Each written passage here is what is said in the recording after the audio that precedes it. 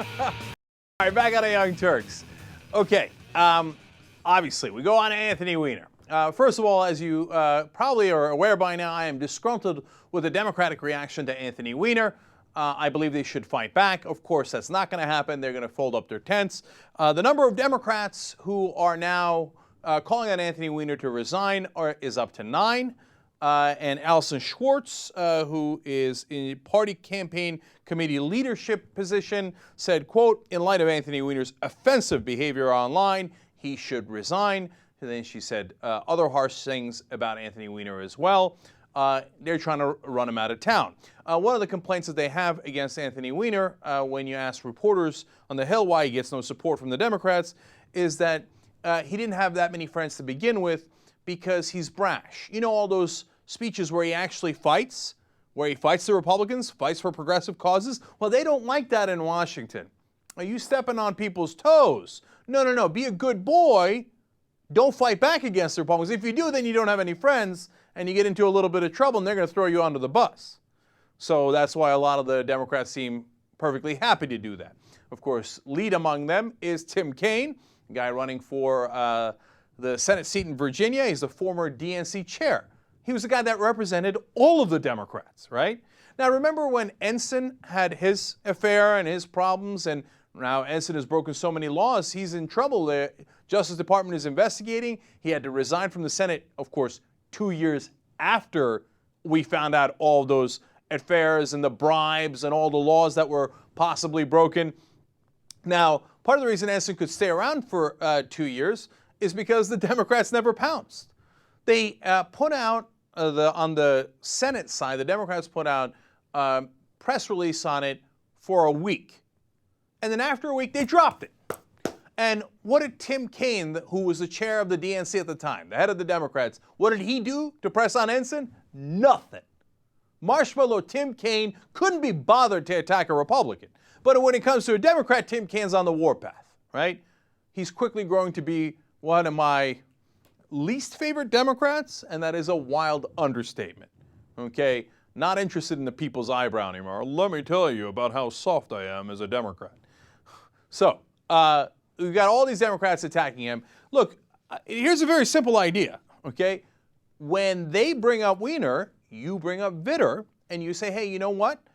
You guys have your bigger problem. You got a senator who clearly broke the law, and you didn't do it. Not only did you not do anything about him, you protected him, you coddled him, and you gave him money. So let's talk about that for a second.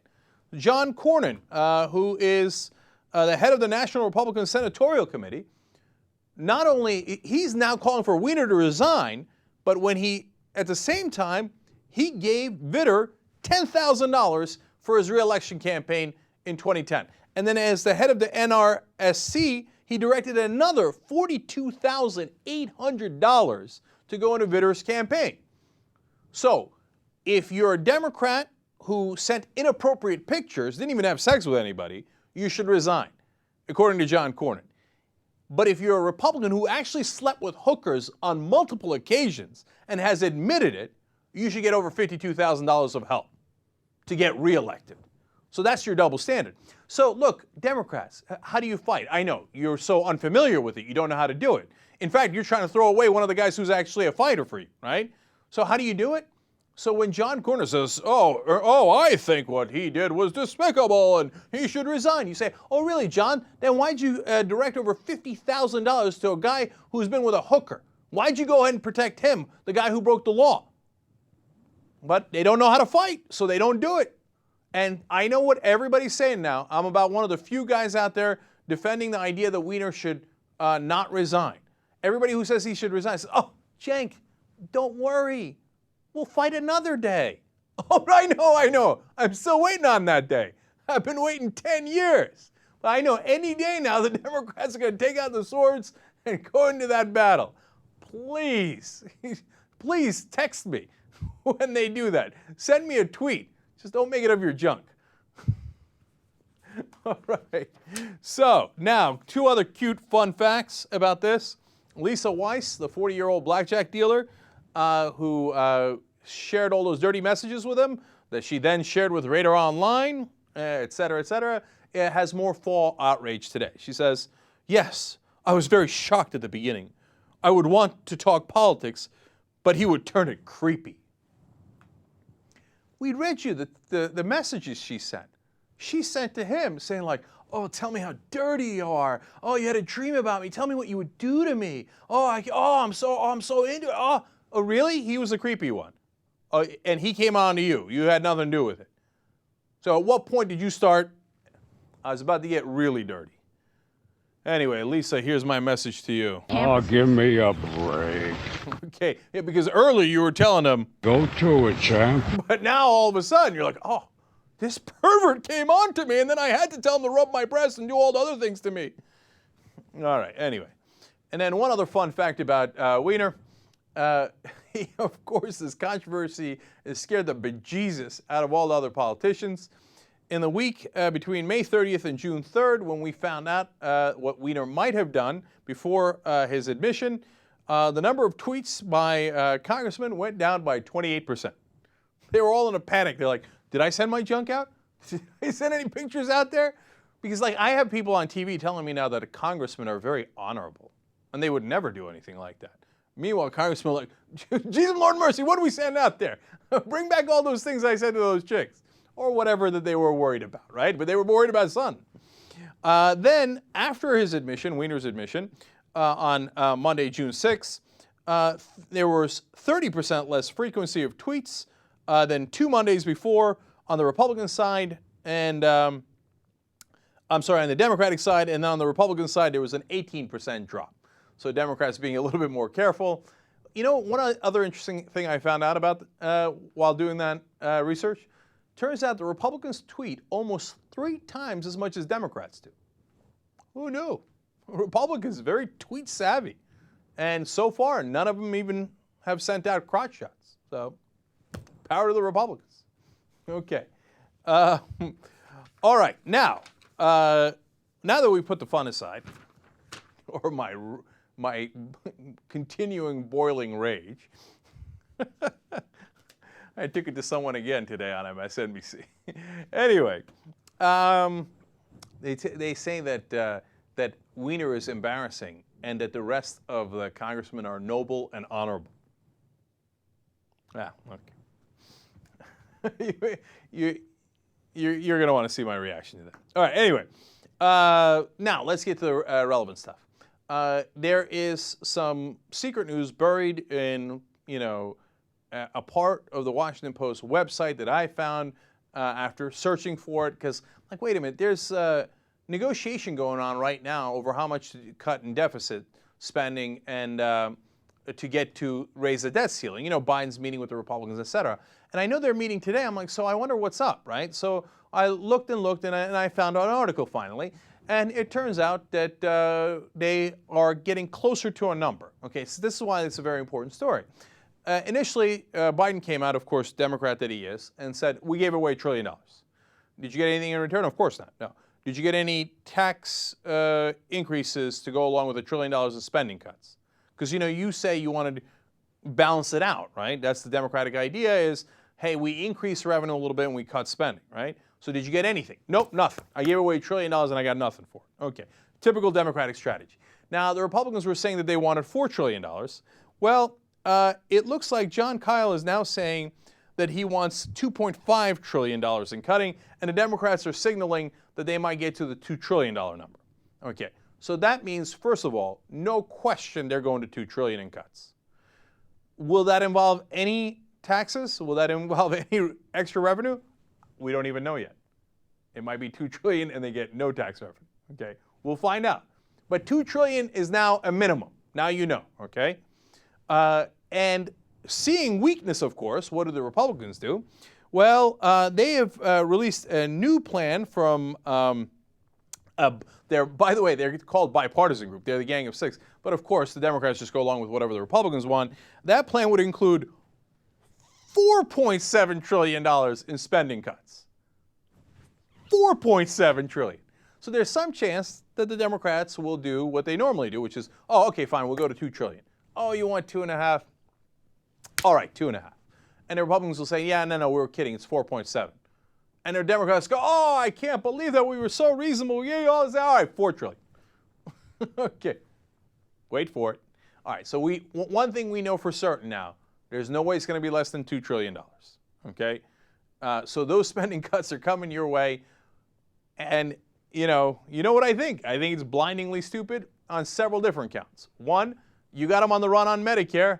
Medicare is apparently on the table, and Obama White House is okay with reforming / cutting Medicare, but not as much as the Republicans want. Ooh, that's a terrible idea. Number two, it's only spending cuts, and you're not getting any taxes in return. That's a terrible idea. Number three, you're going to cut all this spending, and then how are you going to create jobs before the election? All that's going to do is cost you jobs. And then they're going to turn around and say, oh, Obama, look at this guy. He couldn't create any jobs. Okay, but it doesn't matter. It doesn't matter what I say. There's no way that train gets turned around. There's no way. Look, Barack Obama, who loves Tim Geithner, who loves Tim Kaine, who hasn't met a Republican idea he didn't want to, hang out with and have a beer with, right, is now going to turn around and say, hey, you know what, I'm not going to do all that spending cuts. Instead, we're going to actually try to create jobs. Look, you hear the story yesterday I did on MSNBC? The Senate Democrats have an incredibly modest proposal. They say, hey, why don't we try a jobs bill? $500 million. That's a comically low number. It's not even $1 billion. Who talks in millions anymore, right? $500 million jobs bill. This is the only thing that they have as a proposal to actually create jobs, right? Obama White House says, no, too much. I want you to cut it by $200 million. I'm only willing to give you $300 million because the Republicans, in fact, they didn't even mention the Republicans on that one. They just said, no, we want to cut spending, so we will not agree to your jobs bill, Senate Democrats. So, of course, now it's dead. He ain't going to create any jobs, man. And if he doesn't create any jobs, how the hell is he going to win an election? I hope I'm wrong, man. But I'm telling you, there's a really good chance that Barack Obama is actually a terrible politician. Him and his buddy, Marshmallow Tim Kaine. He might be giving up, man. Huh? He might be giving up. He'd be like, I'll try and run for re-election, but whatever. I can't win because I'm scared of these guys. Fine, take over. Move along. No. He's got himself believing it. No, I don't know why, but, I mean to think that if Obama had a wrestling nickname, it'd be the establishment. I mean, it's so ironic from the guy who pretended to be the change, right? He went from the change to the establishment. Anyway, but JR, I really believe it's internal. He's internalized it. Like he thinks, oh my God, if I just get deficit reduction, I can't lose. Because then, like Clinton, I'll be in the center. And guess what Clinton did? He did welfare reform. And I'll say, oh, I got historic health care reform. But I can't mention that anymore because the Republicans beat me up on it. But, I'll say I prevented a Great Depression and I cut the deficit. Don't I automatically win? That's what they told me in Washington. I'm telling you, I'm positive he believes that. He thinks we're stupid. Remember, the Rahm Emanuel going out there calling liberals retarded. And they really believe it, Jared. It's despite all evidence. One of the things that they were yelling at progressives over was Blanche Lincoln. Remember? They said we were so stupid to run a primary against her because Blanche Lincoln had the best chance of winning in Arkansas. She lost by over 30 points.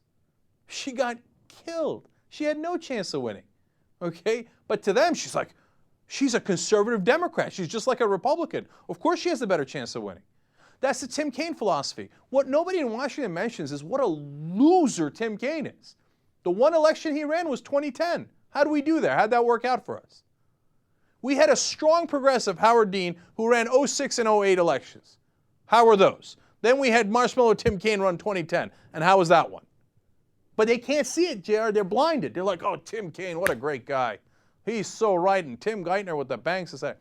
There's a new story out. I don't have the patience for it, man, about how Tim Geithner is doing his best to protect the banks again. Like, we've got a reasonable proposal, and Tim Geithner doesn't want to hear a thing about it. Oh, all right. Let me give you one more campaign story. Let's go to Herman Cain. Herman Cain, not fond of Muslims, and doesn't really hide it, right? So now he's gotten in trouble before for saying that he doesn't want Muslims as part of his government if he becomes president. Laugh along with me. But here's why Herman Cain is relevant, by the way. When you take out name recognition as a factor, Herman Cain polls at #1 in the Republican primaries. #1. So of the people who know Herman Cain, Republican voters, they love him. Maybe they love him because of things like this. So he's on Glenn Beck's program. Beck's going to ask him about the Muslim thing, and he only makes it worse. Let's watch. You're going to get heat because I've already seen it. You get heat because you said in response to a question, and I can't remember exactly what it was, but this is the way it's being spun. You said you would not appoint a Muslim to anybody in your administration. The exact language was, when I was asked, would you be comfortable with the Muslim in your cabinet? And I said, no, I would not be comfortable. I didn't say I wouldn't appoint one, because if they can prove to me that they are putting the Constitution of the United States first, then they would be a candidate just like everybody else. My entire career, I've hired good people, great people, regardless of their religious orientation. So wait a minute, are you saying that it is that Muslims have to prove there has to be some loyalty proof? Yes, to the Constitution of the United States of America. Well, would you do that to a Catholic, or would you do that to a Mormon? Nope, I wouldn't. I wouldn't. Because there is a greater dangerous part of the Muslim faith than there is any of these other religions. I know that there are some Muslims who talk about, but we are a peaceful religion. And I'm sure that there are some peace-loving Muslims. I know them. I know them. I know some too. Yeah, okay. I absolutely do. Really? I don't think you know a single Muslim. He says, I guess there's some Muslims among 1 billion in the world who might believe in peace, but they'd have to prove it to me, right? He said, would you do that to a Mormon or a Catholic? Of course not. No, they're Christians. No, I only don't like Muslims. Now, again, it's easy, but fill in any other, religion there. Imagine if he said, oh, I'm not disqualifying all Jews. I'm just saying I'm not comfortable with them. That's exactly what he said about Muslims. I'm just not comfortable with Jews. Can you blame me? Would they have to prove their loyalty to the America and the Constitution? Of course the Jews would have to do that.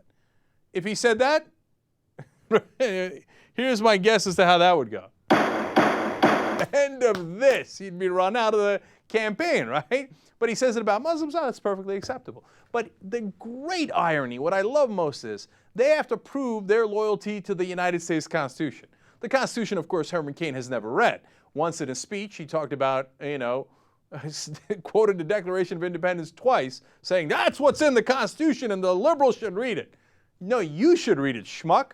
And if you read it, you'd read Article 6 that says there should be no religious test, or I should quote it exactly, no religious test shall ever be required as a qualification to any office or public trust under the United States.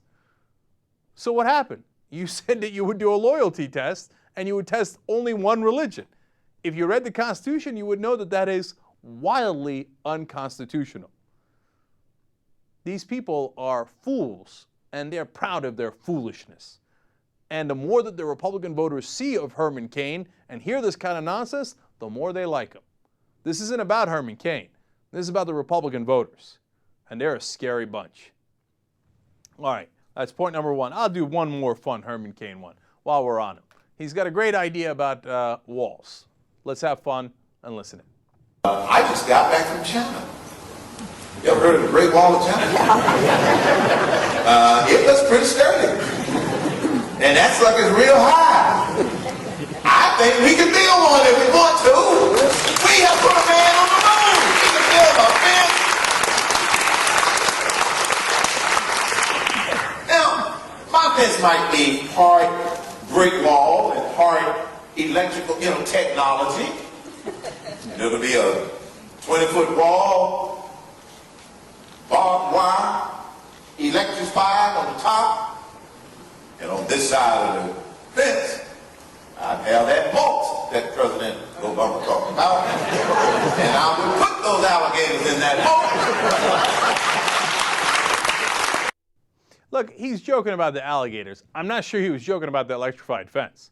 So his genius idea for immigration is not immigration reform. For example, there's a really interesting question about what would the agriculture industry do if they could not use illegal labor? How do we get them to verify they labor? And they say they can't survive, etc. Look, that's why I think it should be legalized in a way that is trackable and that gets you the real price of tomatoes. If it turns out you got to pay people more money to pick tomatoes, okay, then that's what you got to do. But we got to get to that solution in a sensible way, right? Herman Cain says no. Great Wall of China, we build it, we electrify it. That's it. Problem solved. Republican voters go crazy. They loved him. You see the applause? Everywhere he goes. Like Herman Cain would electrify immigrants and do loyalty oaths for Muslims. He's awesome. JR, one quick question. Do you think he knows a single Muslim? No. He's met a couple, but he doesn't know them. So it's one of those things. Anytime you say that, oh, I know Muslims. Oh, yeah, some of my best friends. The question should have been, so did you have any of these Muslims working for you when you were running this organization? Oh, I had them take an oath to, what's his pizza company name? To Godfathers? To make sure they flip those pizzas the right way. Will you deliver this pizza on time? I need you to take an oath. The Mormons and the Catholics I trust. You Muslim? I don't know. Okay. All right, that's the goofball Herman Cain. When we come back, actually some amazing stories, including, I'm going to go after Ayn Rand. That's fun, right? The conservatives love her. She's their goddess. Well, let's take her down a notch. Come on. All right, back on the Young Turks. Anna Kasperi for you. We've got an awesome show ready to go. Go, go, go. Anna says we got a lot of stories to get to. We do have a lot of stories to get to. I don't want to do what we did yesterday. With an unproductive show. Oh, it was unproductive. My I'm so hour sorry. was unproductive. What are you, Chinese? We were not productive enough for you? No. That's a story that's coming up in a little bit. We had so many great stories yesterday that we didn't get to that I don't want to make the same mistake today, so I'm going to go now. Okay. I don't want to delay and give you a migraine, so let's go. Okay. All right, we've talked about the war on drugs, but one thing that isn't talked about enough when it comes to the war on drugs is the big business behind it. Now, I bring this up today because it turns out that there are two separate government studies that were done into the war on drugs, and the government studies found that the Obama administration cannot justify the amount of money we are spending on the war on drugs. No big surprise, right? So, of course, we all know that it's costing us billions of dollars, right? Mm-hmm. But where does that money really go? Well, just like the wars that we're fighting in the Middle East, a lot of the money goes to private contractors. And these private contractors are paid to teach our law enforcement how they can enforce this war on drugs. And I have to be honest with you, I did not know that private contractors were involved in this. And so I found this article to be incredibly interesting. It's from the Los Angeles Times. Mm-hmm.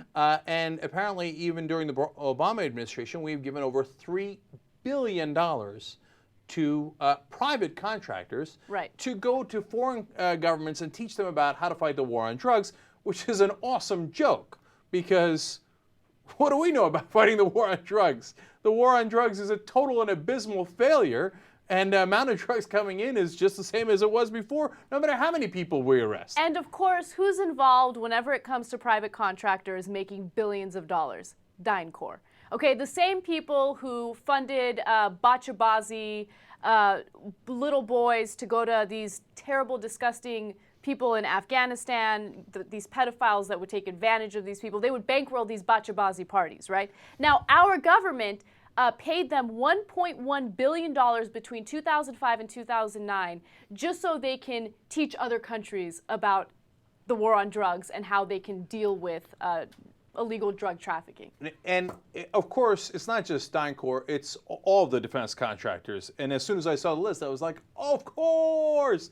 Lockheed Martin, Raytheon, ITT, ARINC. So all these guys making all these billions of dollars. And then as I saw that, I was like, well, of course we're never going to stop the war on drugs. These guys are making billions off the war on drugs. Now that gives you your answer. Look, some people have the theory that it's the alcohol companies that don't want the competition, etc. And there's some evidence to back that up given what the alcohol companies do on ballot measures. When pot's up for legalization, they usually fight it, etc. Mm-hmm. But to me, this is the much better example, and people who make more money specifically in fighting this nonsense war on drugs. We spent $6.1 billion on these private contractors between 2005 and 2009. $6.1 billion on the private contractors alone.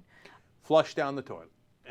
Of absolutely no use whatsoever. The thing is, everybody in government not only has to recognize, they do recognize it. Claire McCaskill, senator, was part of these new reports that Anna's talking about or commented on the reports. You've got these, the international report that just came out the other day as well from all the former leaders of Mexico, Brazil, et cetera, et Right, cetera. the Global Kofi Annan, Commission. the Global Commission, Kofi Annan, former head of the UN. In fact, former Republican George Shultz worked for Ronald Reagan. Former Fed chair Paul Volcker, all these people. War on drugs is an abysmal failure. They all agree. But nonetheless, we have wasted $6.1 billion just in that stretch of time. Why? Because somebody had to get rich.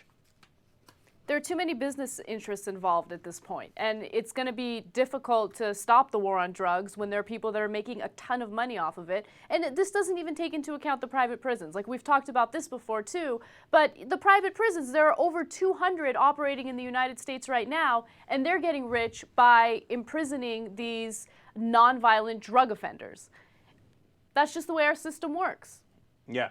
And look, you would need someone not incredibly brave, but very brave, okay? It wouldn't be extraordinary, but it would be someone of courage to say, I'm not going to do this. I'm not going to waste $6 billion of American taxpayer money when I know what the result is. The result is disastrous. The result is constant failure. Do we have someone like that in office right now? No. Unfortunately. Here is what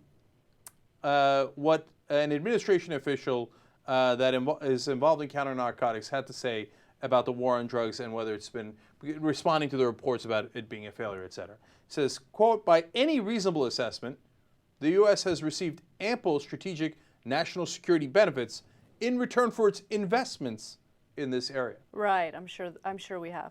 By any reasonable assessment. Really? National security. We have helped our national security. By the way, here's other fun parts of the story. They say, what are you talking about? The drug production in Colombia has fallen by 60%. You know why? It went to Peru. Yeah, no. That's the best part. Okay, so these officials always try to say that the war on drugs is working, but if you look in Central America, a lot of the drug violence is moving further down. Okay, so yeah, it's instead of Colombia, now it's in Peru. And then it's also spread to Guatemala, Honduras, El Salvador, and of course we know the destruction it's done up in Mexico. And they move it around, and then they go to DynCorp and say, you've done such a great job in Colombia. Can we give you a contract to go to Mexico to do the same thing? But you know why. You know why DynCorp is getting those huge contracts. Because just for President Bush, do you know how much they contributed to President Bush? $18,000. Okay, which isn't a lot of money. But all of their top contributors are people who are 100% for the war on drugs. Right, of course. Look, two things about it real quick. One, they contribute to all the politicians, so Democrats and Republicans, and so they spread it across the board, so nobody wants to oppose them, right?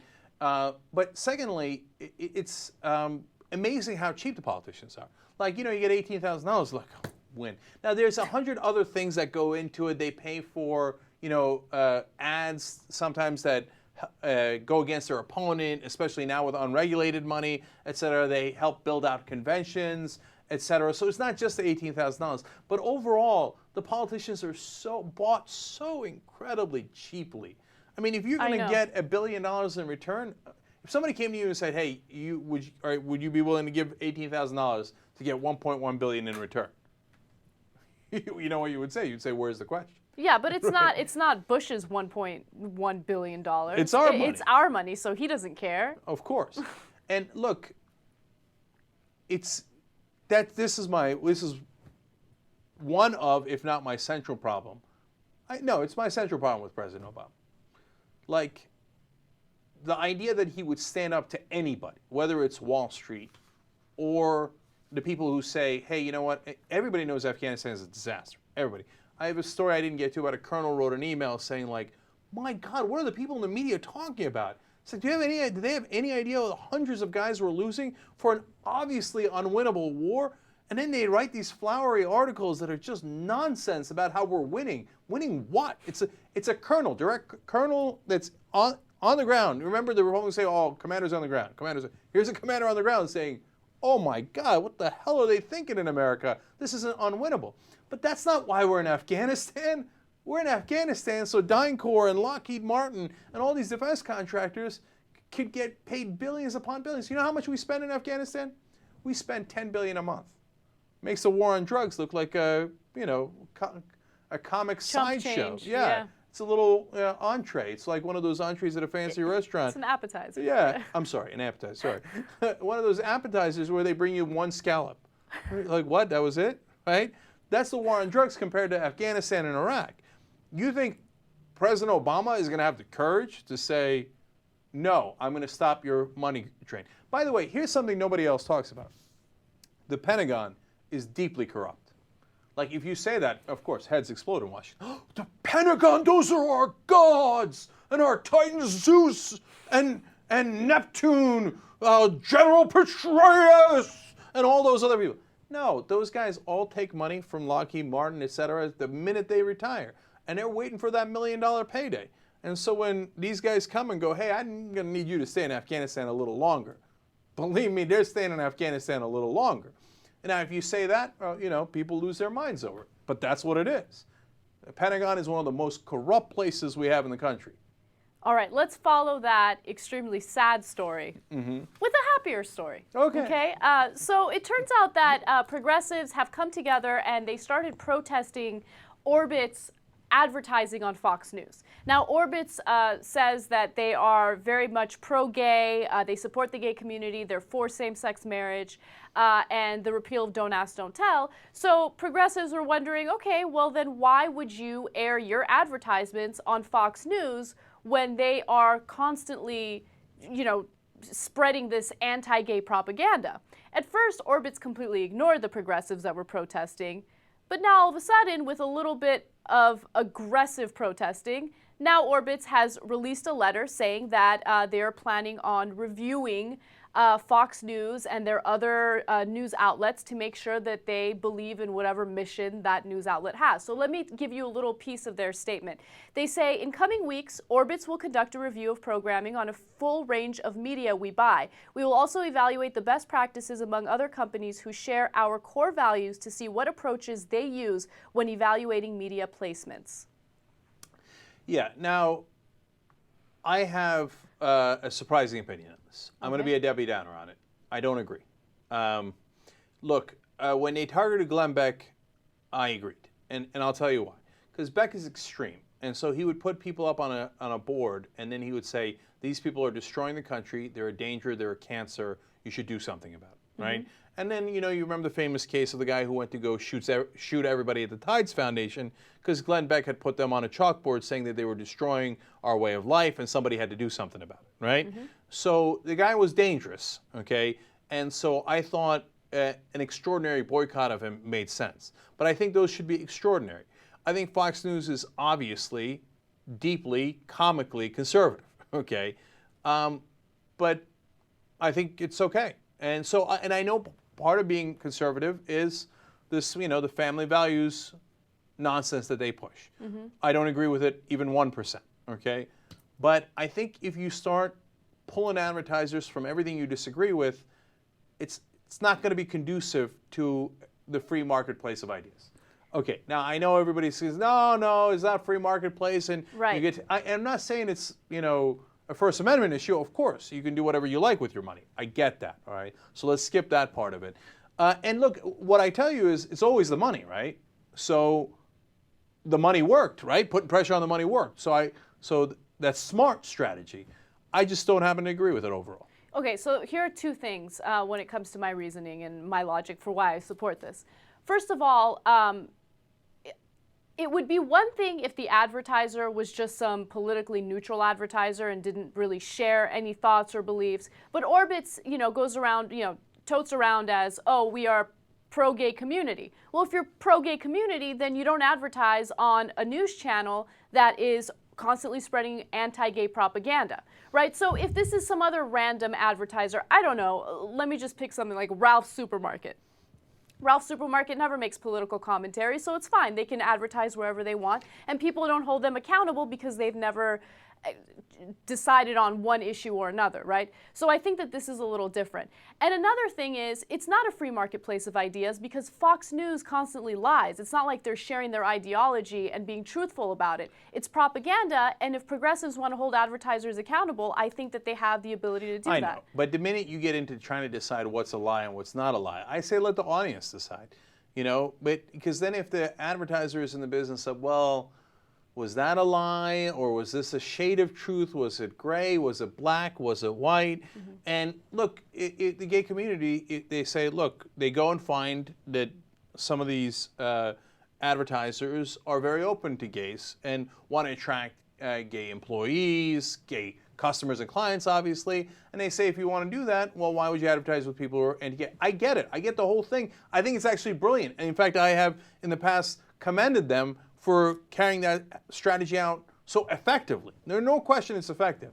I'm just saying there has to be, from my perspective, some limit where we go, okay, we can't go after every advertiser of Fox News or the Weekly Standard or the Nation magazine on the left or Mother Jones or back when Air America existed, et cetera, et cetera.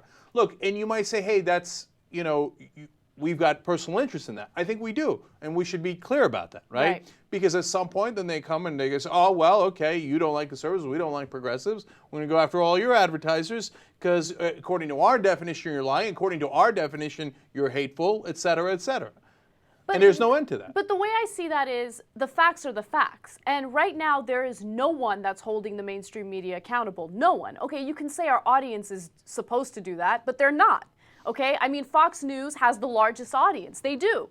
And why do they have the largest audience? Because the audience is not doing their actual research and holding them accountable and making sure that they're reporting the facts. So if advertisers did that, or if protesters saw something that they knew was propaganda, that they knew is not the truth, and they go to advertisers about that and they protest, don't you think that that's a way to hold the mainstream media accountable for the way they do their job? Well, again, it depends on, you know, to what degree, right? And some might say, no, it's just a simple black and white question. Are you going to hold them accountable or are you not? To me, I think if you cross a certain line, that this is a great way of holding people accountable, as they did with Glenn Beck. But to me, if you're on the other side of that line, even if I think what you're doing is loathsome and hateful, et cetera, I still, in some general sense, want to encourage the conversation. Because once I'm the one deciding what is unacceptable, whoever it is, whether it's me, whether it's the government, whether it's you know, advertisers, I think we start to limit speech in a way that I'm uncomfortable with, and that I don't think helps the country.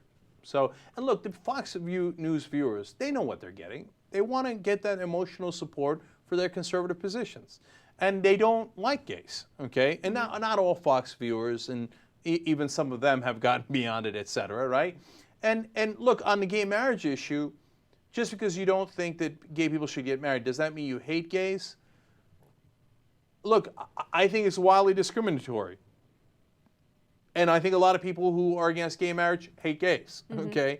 But some people just base it on their biblical beliefs. You know me, I don't think those biblical beliefs make any sense. But some people earnestly hold that position. So is no one allowed to represent them in the media? What if you did a conservative magazine and you supported that position? Is everybody going to boycott you? There's a difference between sharing your conservative thoughts and beliefs and sharing something as disguised as the fact. You know, and that's what Fox does. And I think a lot of Americans watch Fox, and look, they're not as savvy to the media as we are. We watch the media, and we can tell when someone is lying. We can tell when something is propaganda. But I think a lot of Americans out there will watch Fox, and they'll think that it's unbiased. They'll think, oh yeah, they're fair and balanced. What's the big deal? And that's the problem there. If they said, hey, we're conservatives, and we're just sharing our opinion here, that's completely different. But the fact that they're trying to spread facts that aren't really facts, I think that's an issue. All right, I hear you. All right, let's move on to AC360. So AC360 on CNN did this special on something known as the Sissy Boy experiment, which is something that the government funded back in the 1970s. And in the Sissy Boy experiment, there was this loathsome guy named George Reckers who despises gay people. So what he did is he tried to take so-called feminine boys and turn them into non-feminine boys. All right, so we have a couple videos to show you of this report. Let's start off with the first one that gives you more detail into what the Sissy Boy experiment was. The photo was taken when Kirk was 4, a year before he was placed in experimental therapy at UCLA to treat what doctors identified as exaggerated feminine behavior. It left Kirk just totally stricken with the belief that he was broken, that he was different from everybody else. Kirk's sister Maris and brother Mark say Kirk was never the same after therapy. The only thing they did was destroy our brother. I mean, they took him away from us. He was empty, nothing there. In 1970, Kirk Murphy was a smart, outgoing 5-year-old growing up near Los Angeles. His mother, KT Murphy, however, was worried about him. Well, I was becoming a little concerned about playing with the girls' toys and stroking the hair, you know, the long hair and stuff. I was seeing effeminate mannerisms that bothered me because I wanted Kirk to grow up and have a normal life. Mrs. Murphy says she saw psychologists on a local TV program talking about behavior like Kirk's. He was naming all these things. If your son is doing 5 of these 10 things, does he prefer to play with girls' toys instead of boys' toys? The psychologist was recruiting young boys for a government-funded program at UCLA, part of which was designed to reverse perceived feminine behavior.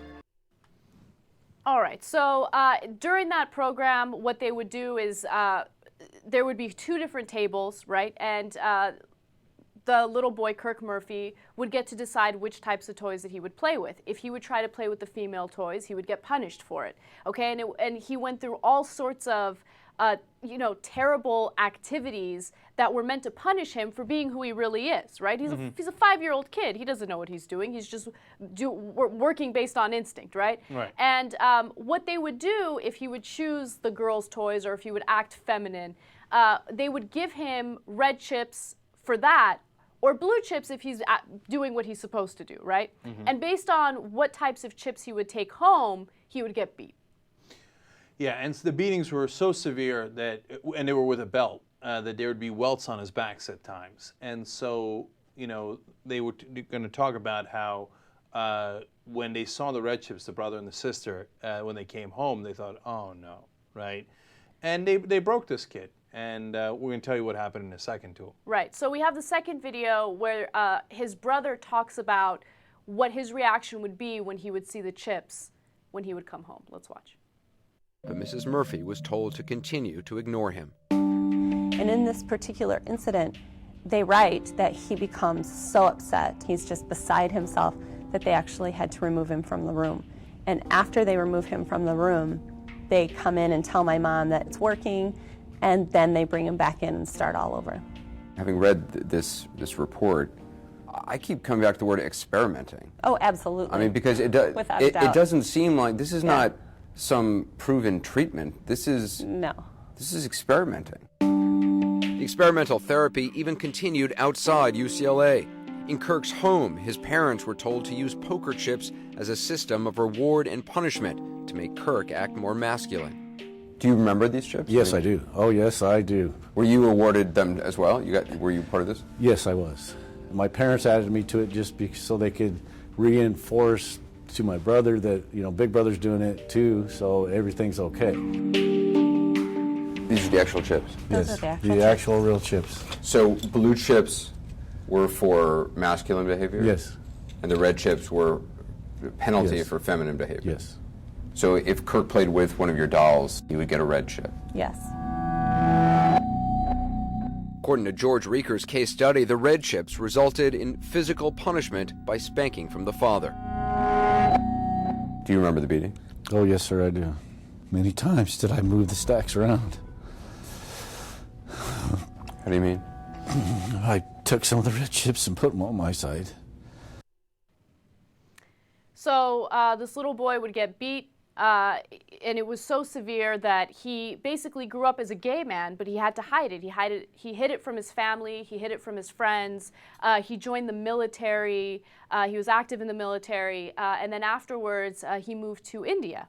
And everyone thought that he was fine. Everyone thought that the treatment worked. This George Reeker's guy said that it worked. In fact, he wrote a book about it. And in his book, he referred to Kirk Murphy as Craig and said, oh, yeah, my treatments were perfect. He was this feminine little boy, and then he grew up to join the military. Everything was great, right? It worked. Yeah. Well, let's see how great it worked. Let's watch the last video. Began to behave in the way he knew his parents and George Reekers wanted him to. His family says the impact of the experimental therapy lasted his entire life. He had no idea how to relate to people. It's like somebody just walked up and turned his light switch off, and we got what we wanted, and we'll see you later. He actually ate his lunch in the boys' bathroom for 3 years, where he didn't have to put himself out there, even just to have a friend. In his case study of the UCLA experiment, George Riekers called Kirk Craig to protect his identity. He considered his work with Kirk a success. As I was, and oh, by the way, in India, he hung himself. At the age of 38. Okay. So apparently not that successful, but you already knew that. So as I was reading this, I thought, Riekers, this guy sounds familiar. I remember this name from somewhere else. And where do I remember him from? He is the head of this anti-gay organization, which I don't have the name in front of me right now. It's okay, but that's not... You might remember him from there. You might remember him from the Family Research Council, which he was also a board member of for a long time. Right. But he led his own organization that he's still with. So he's actually one of the most prominent anti-gay, leaders in the country. And in fact, he's the one that they put out there as like the scientist. Like, no, we have a scientist on our side. This guy knows how to turn gay people into straight people because it's obviously all voluntary. It's not like God gave you that instinct, and George Riekers can cure you. And so, of course, George Riekers was caught on a trip with a young gentleman that he had hired who was, what do they call them? Was it rent boys? What was it? Rent boys, yeah. Yes, rent boys. And remember, he's the guy who made the excuse, oh, no, I didn't know that he was a male prostitute. I just hired this young... I hired him to carry my luggage. Yeah, I hired this attractive young man that I found off the internet to carry my luggage. And, of course, they have a picture of him at the airport where Riekers is carrying the luggage. Hey, so, of course, all along, Riekers had been gay. Okay, now, if you ask him, he still denies it, right? But all of this, the thing that really drives me crazy, all of this was done because Riekers couldn't live with himself, because he thought there was something wrong with him. Right. So he would take it out on all of these kids. I mean, Kirk is just one of the examples. God knows how many kids went through that program where he tried to make them straight through beatings, et cetera, where he encouraged that, where he got parents, some of whom actually earnestly wanted to help their kids. They didn't know better. They thought you could change people, and they, remember it's the old days. Yeah, it's in the 70s. Right, and they think, oh, it's bad to be gay, et cetera, and they believe this, guy who is actually, who hates himself. And then this is one of the results, but I can guarantee you there are dozens of other people out there who are enormously traumatized because George Riekers hated himself. And to this day, he still won't admit it. Yes, Lucas. Two things on this Riekers guy. First of all, to your point about him being called in as the scientist, he's actually been paid by multiple states to testify on same-sex marriage bans. Right, that's a great point. There's your tax dollars at work, one great thing. And two, when are we going to start having the first question be for super anti-gay politicians, leaders, etc.? So are you gay? I mean, that seems to be, more and more of them keep coming out. Ted Haggard. When is that going to be the first question that we ask them? It's crazy. Well, that's the funny thing, right? So in the mainstream media, talking about Congressman Weiner's penis is perfectly acceptable. You can do that for weeks on end, right? Right. But if you actually asked, like, Rick Santorum or anybody, anybody who is against gay rights, that's a big conservative leader or Republican politician, if you ask them, hey, are you gay? They would think that was the rudest, most unacceptable question ever. Yeah, which is ridiculous. I mean, how many times have we heard of politicians being outspoken against gays and then they come out like, years after they retire? Yeah, look, honestly, I mean, I think it's a fair question. We had 100 clips on Santorum we couldn't get to this week, clown of clowns that he is. Of course, he's among the Republican field, the one that's best known for his views against homosexuality. Given the track record of almost every other person that has had those views, I'll go over the top. I'd be surprised if Rick Santorum isn't at least bisexual. Okay? I would be surprised.